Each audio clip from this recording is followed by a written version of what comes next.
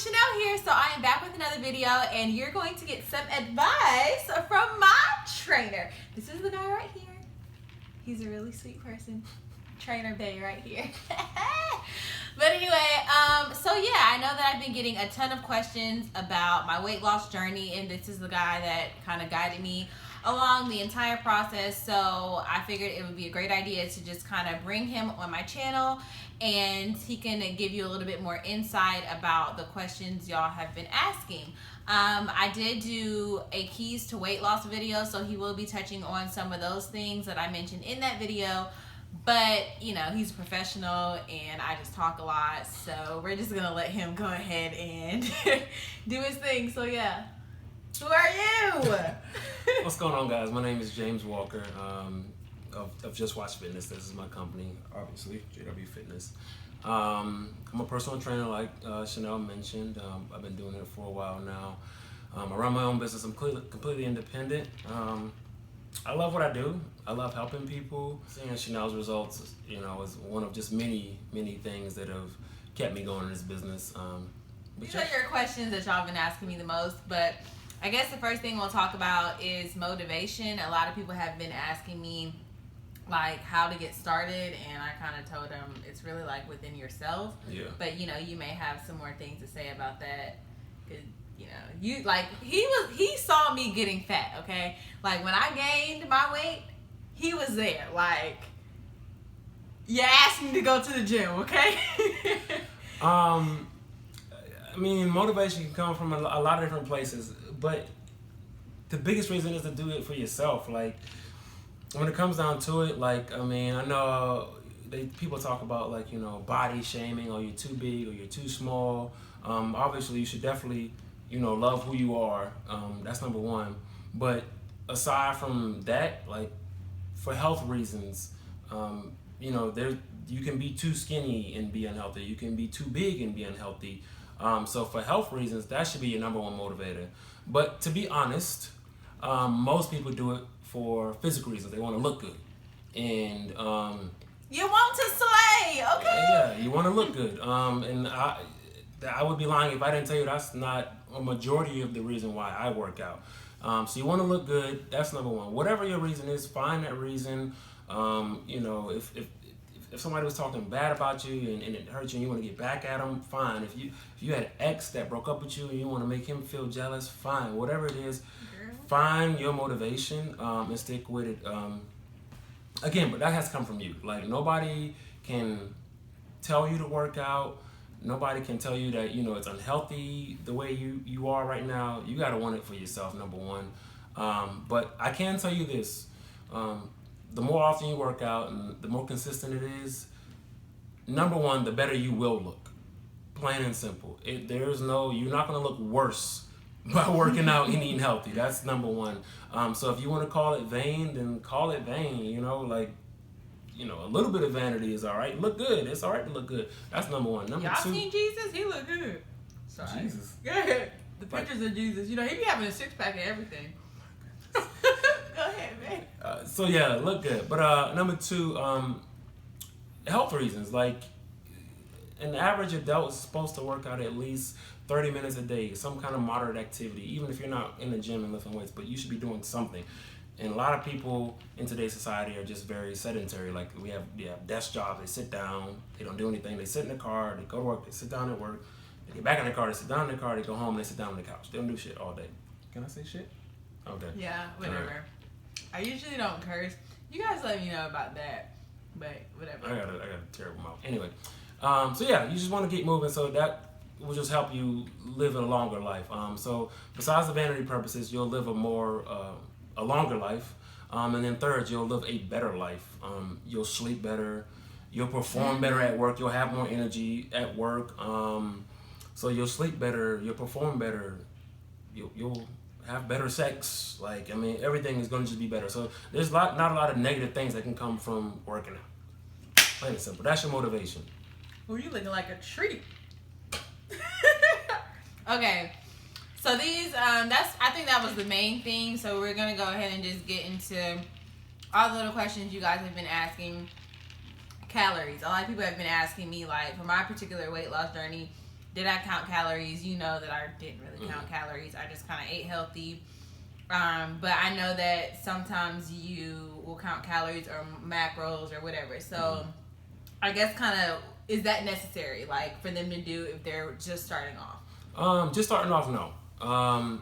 It's very tedious to count calories. For majority of my clients, I do not tell them to count calories because it is, you have to literally track everything that you eat. I mean, including the seasoning, the sauce, everything you drink. You know, 1 tablespoon of a sauce that you forget to add in can make you go over your calorie count for the day. So don't count calories, but you need to be very aware of what you eat, how much of it you eat, and how you prepare it. That's the biggest problem. Most people think they're eating healthy, but their preparation methods aren't good, or their portion size isn't good. So no, in the beginning, counting calories, no. But if, 2-3 months in, you're not seeing any results or very, very slow results, then that may be something you may want to explore, but not in the beginning. Okay, so then portion size. What are the right portion sizes? Like, just plain and simple. For the average person who's trying to lose weight, just a basic guideline, the greens should be the largest thing on your plate for pretty much every meal. So if you have a plate, I tell people use your hand as a guideline when it comes to portion size, to picking out how big the portion should be. So your greens should be the size of your palm. This should be your greens.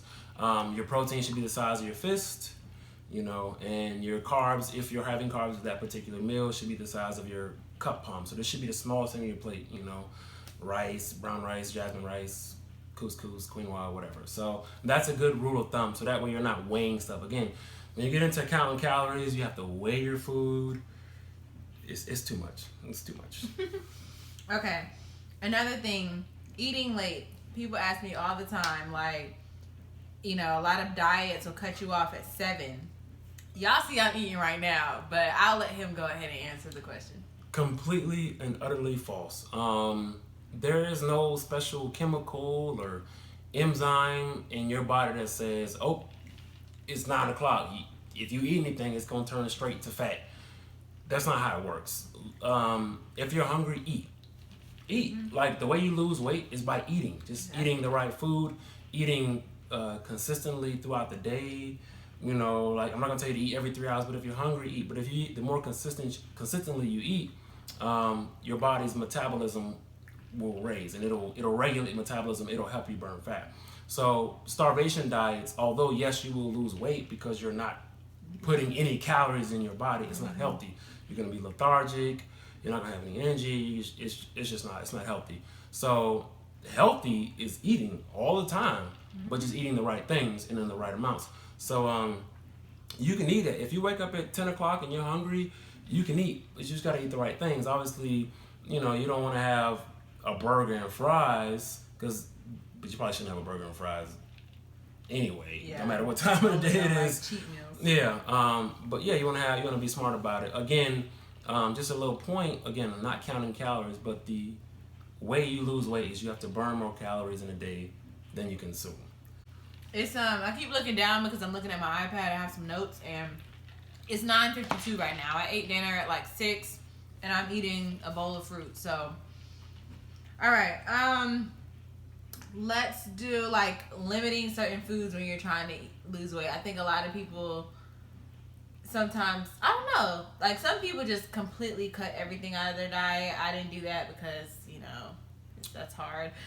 But I guess it's like cheat days or cheat meals. A lot of people do a whole day where they cheat, where we kind of like to do like a cheat meal. Can we talk about that a little? Yeah, so I definitely don't suggest cutting anything out of your diet that you plan on reintroducing. So like, you see these challenges, no soda challenge, 30-day, no bread challenge, whatever bullshit. Don't cut anything out of your diet that you plan on introducing. So, for instance, if you do the 30-day no bread challenge, you don't eat bread for 30 days. And let's say bread is something that you eat constantly, like every day you eat bread. So if you stop eating bread for 30 days, you will lose weight. You'll see results. It's great. But after those 30 days, and you start eating again, there's a big chance you're not going to regulate bringing it back into your diet. You're just going to go back to how you were doing it. Right. So you're going to bring all that weight back. Now, if you decide you're going to stop eating bread for 30 days and then stop eating it forever, cool. Then you'll lose weight and you'll keep that weight off. As long as you don't replace it with some other kind of carb, you know, you go from bread to donuts, which is a type of bread. But either way, you see what I'm saying? Whoa. Whatever. I'm just saying, as long as you don't replace it with something else equally or worse. What's better, instead of cutting something out of your diet that you plan on reintroducing in the future, just cut back on it. So instead of eating bread every day, maybe start off with eating bread 3 times a week. Mm-hmm. And then, you know, maybe a few months down the line, you cut down to 1 time a week. And then if you eventually want to, cut it out permanently. So, yeah, never take something out of your diet that you plan on reintroducing in the future. That's alcohol is like a really good example of this. If you drink, you know, 2 or 3 times a week, let's say for instance, or even if you only drink on the weekends, you go out with friends and you just get lit, you know, every weekend. Don't get lit every weekend. Like, cut back, have, instead of your normal 5 or 6 drinks, have 3 drinks, you know? And, I mean, it's just going to make a difference. Yeah, for sure. There was something else on that part, I think you asked me. Another point besides the... I said cutting back, limiting certain food. Oh, the cheat meals versus the cheat day. Okay, so yeah, you definitely don't want to have a cheat day. Like if you're supposed to have 2,000 calories a day, and for Monday through Friday you had 2,000 calories, you hit it every day, and you were perfect. You ate all your meals, everything was Gucci.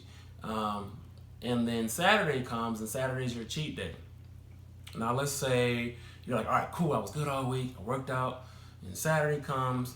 I'm gonna cheat. I'm gonna cheat the whole day. Like, you already got it. You've been waiting for Saturday. So you have breakfast, you know, 3 pancakes, 5 slices of bacon, 2 scrambled eggs with cheese, and a mimosa for breakfast. Like, I mean, I'm not gonna sit here and count it all, but that's a smooth couple thousand calories in a meal. All right, maybe even more. If you add the syrup and butter, yeah, you're looking at a smooth 3,000 calories probably. And then, you know, you're off that day, so you're hanging with friends and you guys go to lunch and you have, you know, some wings and some ranch dressing, fried chicken wings, and that's another couple, you know, a couple beers or whatever drink you want, you know, that's another couple thousand calories, all right? So now we're up to, you know, 4,000 or 5,000. And then for dinner, you know, same thing, you have maybe a burger and fries and, you know, a couple of, you know, cocktails. It's another 2,000-3,000 calories. So now we're up to 7 or 8. And then you go out that night, and you know, you go get drunk. Get lit. You go get drunk, and you know, you have, you know, 5 vodka OJs. You know, that's another 1,000 calories. So now we're up to, you know, 8,000-9,000 for the day. And then you're so drunk now you need something to soak up the liquor. So you go to Waffle House and you get an All-Star, and that's another 1,000 calories. So in that one day, you could easily now, if you have 3 meals, bad meals, and you're drinking, you could easily have 10,000 calories in one day. You're probably thinking, like, nah, it's not possible. Yes, it is. That whole 5 days of you eating good, you just wasted. You just completely wasted. And you're not going to feel good either. You know, you're going to feel terrible the next day with all that food on your stomach. So, yeah, don't have a cheat day. Don't have a cheat day. If you have a cheat meal, that's fine. And preferably have it in the morning. So that way you have the rest of the day to eat properly. You know, eat some veggies, flush out maybe the bad stuff that you ate, and potentially work out that day as well. Again, the time of day doesn't matter when you eat, but you'd rather have the unhealthy food on your stomach in the morning. You have time to maybe even get it out versus going to sleep with it on your stomach, waking up and feeling like crap. All right. So yeah, no cheat days. Don't do that. Cheat meal, 1 out of 3 or 4 meals in that day. And cheat meals are better anyway, because you can do, like, you can say I'm gonna have 2 or 3 cheat meals this week and spread them out. So it's like you're cheating more than just one day. It's almost, you know, like you're getting rewarded more than once. And even better, you could have a cheat item in a meal. So, you know, you get your vegetables. Yeah, or vice versa. You could have, you know, a grilled chicken breast, and maybe the side is like mashed potatoes, yeah, with a lot of butter and some bacon and cheese. Well, that's a meal. Maybe just the mashed potatoes, or maybe like if you go out to, you have, you know, grilled chicken breast, plain grilled chicken breast or whatever, you know, whatever seasoning they use. Again, be careful when you go out to eat too, because what seems healthy really ain't. You know, chicken breast, and you have a side of broccoli, and then you have like a side of macaroni and cheese. So that macaroni and cheese is your cheat portion, you know. So the whole meal isn't bad, but you have something to satisfy that, you know, that craving of cheese and carbs and fat and all that stuff. But you're not having a whole bad meal. So yeah, no cheat days. Yeah. All right, and then lastly, let's just talk about exercise. Since you are a trainer and all, I know a lot of the questions